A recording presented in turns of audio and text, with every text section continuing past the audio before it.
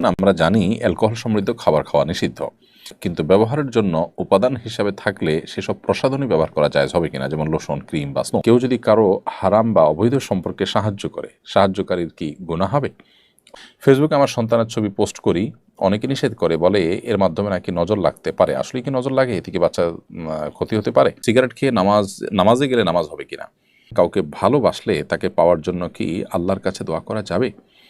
ভাই, ব্যাংক থেকে পাওয়া সুদ কোথায় দিতে হবে? বিয়ের সঠিক বয়স কত? নাপাক অবস্থায় কি মসজিদের ভেতরে প্রবেশ করা যাবে? আর বিলম্ব না করে চলুন আপনাদের যে সমস্ত প্রশ্ন ইতিমধ্যে আমাদের কাছে পৌঁছে গেছে সেগুলোর উত্তর দেওয়ার চেষ্টা করি। জাহানারা ইমাম আপনি লিখেছেন, কেউ যদি কারো হারাম বা অবৈধ সম্পর্কে সাহায্য করে, সাহায্যকারীর কি গুনাহ হবে? অবশ্যই গুনাহ হবে। আমরা অনেকেই অন্যায় বা অপরাধে নিজে জড়াই না, কিন্তু অন্যকেও অন্যায় বা অপরাধে জড়ালে তার সহযোগী বা সহকারীর ভূমিকায় অবতীর্ণ হই। যেমন আপনার পরিচিত কেউ অবৈধ রিলেশন করেছে, হারাম সম্পর্ক করেছে, আপনি তাকে তার সেই সম্পর্ক স্থাপন করবার জন্য চিঠি আদান প্রদান বা তথ্য আদান প্রদান বা অন্য কোনো কাজে আপনি ভূমিকার যে আপনার ভায়ার যে ভূমিকা সেটা পালন করলেন। কোনো প্রকার প্রত্যক্ষ কিংবা পরোক্ষ মদত বা সহযোগিতা আপনি করলেন, এটি যদি আপনি করেন তাহলে সেক্ষেত্রে আপনি অবশ্যই গুনাহগার হবেন। কারণ নবী করিম সাল্লাল্লাহু আলাইহি সাল্লাম বলেছেন আমাদেরকে সৎ কাজে একে অন্যের সহযোগী হতে। আবার একইভাবে তিনি বলেছেন, মান সান্না সুন্নাতান সাইয়্যাহ, যে ব্যক্তি কোনো খারাপ কাজের উদাহরণ সৃষ্টি করলো বা ধারা সৃষ্টি করলো, ফালাহু উইজরুহা ওয়া উইজরু মান আমিলা বিহা, তাহলে যে ব্যক্তি তার এই ধারা শুরু করার মাধ্যমে যত মানুষ খারাপ কাজ করলো তাদের সবার দায়ভার তাকে নিতে হবে। তো আপনি এখানে একজন একটা খারাপ কাজ করবে, সেটার যদি ধারা চালু করার ক্ষেত্রে ভূমিকা রাখেন, সেক্ষেত্রে দায়টা আপনার আসবে। এছাড়া সূরা মায়েদা ২ নম্বর আয়াতে আল্লাহ রাব্বুল আলামিন বলেছেন, ওয়ালা তাআওয়ানু আল ইসমি ওয়াল উদওয়ান, তোমরা পাপ এবং সীমালঙ্ঘনের কাজে, গুনাহের কাজে কেউ কারো সহযোগী হবে না। অতএব আপনি নিজে পাপ না করলে অন্য কেউ পাপ বা অপরাধ করলে সে কাজে আপনি সহযোগিতার ভূমিকায় বা সহযোগীর ভূমিকা আপনি অবতীর্ণ হতে যাবেন না।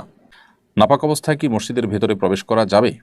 কেউ যদি ফরজ গোসল অবস্থায় হয় তাহলে তিনি মসজিদে প্রবেশ করতে পারবেন না। বাকি ওযু নেই এমত অবস্থায় মসজিদে ঢুকলেও সেটি ফরজ গোসল অবস্থায় মসজিদে ঢোকা যেরকম অপরাধ, জঘন্য অপরাধ, গুনাহ, সরাসরি নিষিদ্ধ, সেরকম নিষেধ হবে না।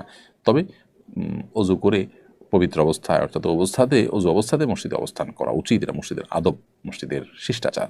আর ফরজ গোসল অবস্থাতে মসজিদে অবস্থান করা তো জায়েজ নয়। যদি কেউ ইতিকাফরত থাকেন, গোসল ফরজ হয়, দ্রুততার সাথে তিনি ফরজ গোসল করে তারপর আবার মসজিদে তিনি প্রবেশ করবেন। আর গোসল ফরজ হলে সে অবস্থাতে তিনি মসজিদে প্রবেশ করবেন না, কারণ মসজিদ এটি পবিত্র জায়গা এবং পবিত্র লোকদের জন্য। বিধায় এ ধরনের অপবিত্রতা এটা নিয়ে মসজিদে প্রবেশ করা গুনাহের কাজ। এরপরে গেমিং উইথ রানা আপনি লিখেছেন আইডি থেকে, বিয়ের সঠিক বয়স কত? দেখুন, বিয়ের সঠিক বয়স ইসলাম শরিয়া কোনো ফিক্স করে দেয়নি যে এত বছর বয়স হলে তারপর বিয়ে করা যাবে, বা এর আগে করা যাবে না, বা এর পরে করা যাবে না। বিয়ের বয়সটাকে ইসলাম উন্মুক্ত রেখেছে। যার যখন বিয়ে করার প্রয়োজন দেখা দিবে তার জন্য তখন বিয়ে করা শরীয়ত আবশ্যক করেছে, যদি তার বিয়ে না করলে গুনাহে লিপ্ত হন, বিয়ে করার সামর্থ্য থাকে। বিশেষ করে তরুণ বয়সে ইসলাম বিয়ে করতে উৎসাহিত করেছে, কিন্তু এর কোনো সময়সীমা ঠিক করে দেয়নি শরীয়ত। অতএব শরিয়ার দৃষ্টিভঙ্গিটা এক্ষেত্রে যথেষ্ট প্রশস্ত রয়েছে। আপনি লিখেছেন, ব্যাংক থেকে পাওয়া সুদ কোথায় দিতে হবে? ব্যাংক থেকে সুদ যদি অটোমেটিক চলে আসে তাহলে সেক্ষেত্রে সেটা গরিব দুঃখী অভাবী মানুষদেরকে দান করে দিবেন সওয়াব নিয়ত করা ছাড়া। যেহেতু ব্যাংকের এই সুদ তার প্রকৃত প্রাপককে তাকে খুঁজে বের করে ফেরত দেওয়া সম্ভব না, সেজন্য এই কাজটি আপনি করবেন। আর যদি শুধু ব্যাংকে লেনদেন না করার সুযোগ থাকে, অপশন থাকে, তাহলে সেটাকেই আপনার গ্রহণ করা উচিত। রাজু লিখেছেন, কাউকে ভালোবাসলে তাকে পাওয়ার জন্য কি আল্লাহর কাছে দোয়া করা যাবে? ভাই রাজু ইসলাম, কাউকে যদি আপনি ভালোবাসেন, কাউকে পছন্দ করেন, বিয়ের আগে যে পছন্দ করাটা, এই পছন্দ করা এক জিনিস আর ভালোবাসা আরেক জিনিস। পছন্দ করলেন সেটি তো হতেই পারে, তাহলে আল্লাহর কাছে বললেন যে আল্লাহ অমুককে আমার কাছে দিনদার মনে হয়, আমি তাকে পেতে চাই। আপনি দোয়া করতে পারেন, কিন্তু তার চেয়ে উত্তম দোয়া, আদর্শ দোয়া হলো যে আল্লাহ যদি তাকে পাওয়ার মধ্যে আমার কল্যাণকর হয় আপনি ব্যবস্থা করে দিন, আর না হলে আমার মন থেকে তাকে দূর করে দিন। এটি হলো সবচেয়ে আদর্শ দোয়া, সবচেয়ে সঠিক দোয়া। কারণ আপনি যাকে পাওয়াটাকে গুরুত্বপূর্ণ মনে করছেন, ভালো মনে করছেন, তাকে পাওয়াটা গুরুত্বপূর্ণ নাও হতে পারে, আপনার জন্য বরং ক্ষতিকরও হতে পারে। সে বিষয়টি আমাদের মাথায় থাকতে হবে। আর বিবাহের আগে এই তথাকথিত ভালোবাসা, কারোর প্রতি, এটা হারাম। অতএব পছন্দ হওয়া কোনো কারণে তার সম্পর্কে জানলেন, জানার সুযোগ হয়েছে, কাকতালীয়ভাবে জেনেছেন, সেই জায়গা থেকে আপনি তাকে পছন্দ করেন, সেটা ভিন্ন বিষয়। কিন্তু তাকে রীতিমতো ভালোবাসেন, স্বামী স্ত্রীকে যেরকম ভালোবাসে সেরকম ভালোবাসেন, তাকে ফিল করেন, এবং আপনি এই পছন্দ হওয়াটাকে আরও ডিপ লেভেলে নিয়ে গেছেন, তো সেটা অবশ্যই গুনাহের কথা, সেটা কিন্তু জায়েজ নয়। আশরাফুল আহমেদ আপনি লিখেছেন, সিগারেট খেয়ে নামাজে গেলে নামাজ হবে কিনা? ভাই আশরাফুল, আপনি ধূমপান করেছেন, অবশ্যই সেটা একটি অপরাধ, গুনাহের কথা।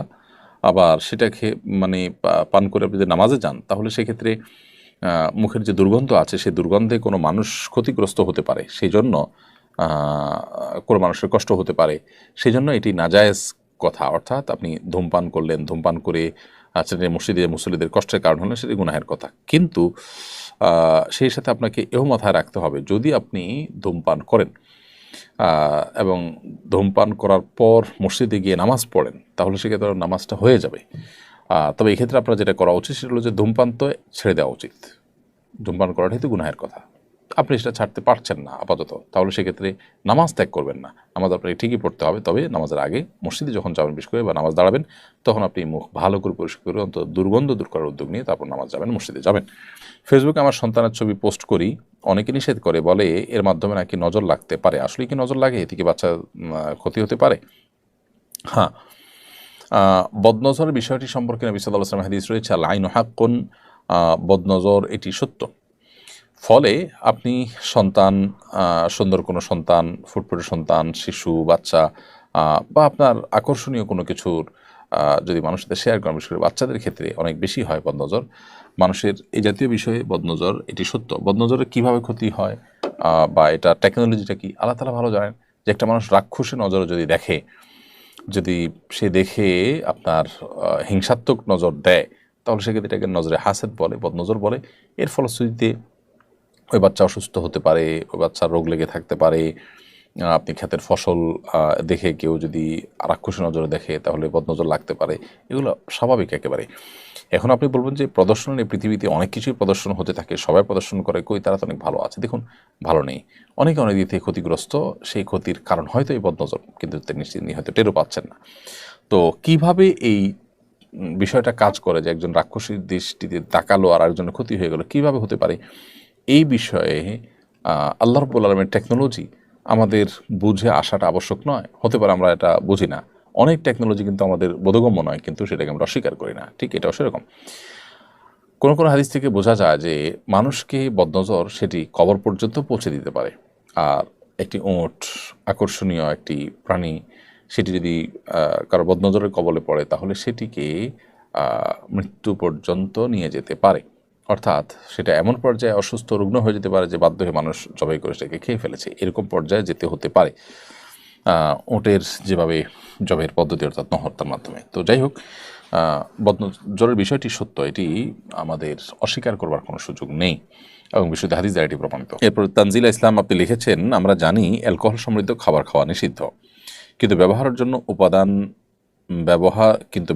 জন্য উপাদান হিসাবে থাকলে সেসব প্রসাধনী ব্যবহার করা যায় হবে কিনা, যেমন লোশন, ক্রিম বা স্নো।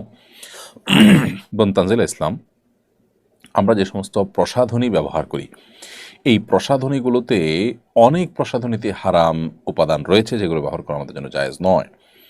ইহুদিদের যে সমস্ত প্রতিষ্ঠানগুলো আছে, এই প্রতিষ্ঠানগুলোর ভিতরে সবচেয়ে বেশি প্রতিষ্ঠান হলো আপনার এই প্রসাধনী রিলেটেড, তাদের মালিকানাধীন প্রতিষ্ঠানগুলো আপনি যদি গুগলে সার্চ করেন, দেখবেন যে প্রসাধনীর ব্যাপারে তাদের আগ্রহ অনেক বেশি এবং ইনভেস্টমেন্ট অনেক বেশি। এখানে হারাম উপাদান খুব সূক্ষ্মভাবে মেশানো হয়। শুকরের অনেক কিছু থাকে যেগুলো আসলে আমরা অনেকে জানিও না। আর দ্বিতীয়ত হলো, মনে করি যে এখানে আর হালাল হারামের কী আছে। আরেকটা বিষয় হলো যে এগুলোর সাথে আমাদের আসলে মনস্তত্ত্বের একটা গভীর সম্পর্ক আছে এই প্রসাধনীর। তো এখানে আসলে এমন কিছু উপাদান থাকে যেগুলো আমাদের মনস্তত্ত্বকে নিয়ন্ত্রণ করা হয় বা ধর্মহীনতার দিকে ধাবিত করা হয়। বিষয়টা জাস্ট কোনো ধারণাপ্রসূত বিষয় না, এটার উপরে বহু গবেষণা রয়েছে, বহু আপনার বই পুস্তক রয়েছে, বহু আর্টিকেল আপনি অনলাইনেও পাবেন, অথেন্টিক এবং সংশ্লিষ্ট বিষয় যারা বিশেষজ্ঞ তাদের। তো যাই হোক, এই কারণে আমাদের এই প্রসাধনীগুলোকে ব্যবহার করতে সতর্ক থাকতে হবে। অ্যালকোহল বিষয়ে আপনি যেটা জানতে চেয়েছেন সুনির্দিষ্ট করে, সেটার উত্তর আমরা বলতে চাই, অ্যালকোহল কিছু আছে জাস্ট কেমিক্যাল টাইপ, এটা আসলে খাবারের জন্য নয়, সেটা যদি থাকে তাহলে সেটা ব্যবহার করাকে আরব উলামা ইকরাম জায়েজ বলেছেন। সৌদি আরবের উলামা ইকরাম জায়েজ বলেছেন। শেখ মোহাম্মদ সালেহ আল মুনাজ্জিদ হাফিজাহুল্লাহ ইসলাম কিউয়েতে এবং অন্যান্য উলামা ইকরাম তারা এটিকে জায়েজ বলেছেন, বিকজ এটি আসলে পান করার যে অ্যালকোহল, মাদক, সেটি তার আওতায় নয়, এটি জাস্ট একটা কেমিক্যাল এবং এটি পান উপযোগী না। অতএব এটি থাকলে সেটি নাজায়েজ হবে না। তবে নাজায়েজ হওয়ার অন্য কোনো কারণ আছে কিনা প্রসাধনীতে, সেটি আমাদের দেখতে হবে।